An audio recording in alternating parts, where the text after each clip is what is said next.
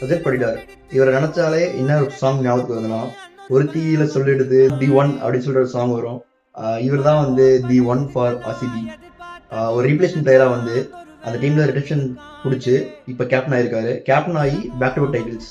So இது யாரெல்லாம் பண்ணியிருக்காங்க அப்படின்னா, ரோஹித் அண்ட் தோனி இவங்க 2 தான் பண்ணியிருக்காங்க. ஸோ இந்த லிஸ்ட்ல இவரும் போயிருக்காரு. அண்ட் இவர் வந்து அந்த டீம் கேப்டன் ஆனதுக்கப்புறம் எம்ஐ அண்ட் சிஎஸ்கே இவங்க கூட தோற்றதே இல்லை. அண்ட் ஃபைனல்ஸ் தோக்கல. வெறும் 4 மேட்ச் தான் பிளே ஆஃப் ஆடிருக்காரு. 100% ரெக்கார்ட். இந்த எலிமினேட்டர் போறது, குவாலிஃபயர் டூ வருது, காமெடி கிடையாது. ஸ்ட்ரைட்டாவே கிரோன் அடிக்கிறோம், ஃபைனல் அடிக்கிறோம், இவ்வளவுதான் அவரோட இது. ஒரு கேப்டனோட பேட்ல இருந்து ரன் வருது அப்படின்னாலே அது டீமுக்கு பெரிய அசெட். கேப்டனும் பூஸ்டா இருப்பாரு. அண்ட் யாருக்கெல்லாம் என்ன கேப்டன் அடிப்பாரு அப்படின்னு சொல்லிட்டு நம்ம டீமே வந்து போல்டா இருக்கும். பண்ணிட்டார். இந்த சீசன் 500 ரன் அடிச்சிருக்காரு, 192 ஸ்ட்ரைக் அடிச்சிருக்காரு, கிட்டத்தட்ட 42 6. இதுல மோஸ்டா ஃபர்ஸ்ட் 10 பால்லையே அவர் நிறைய 6 அடிச்சிருக்காரு. ஸோ அங்கதான் வந்து மூமெண்டே வருது.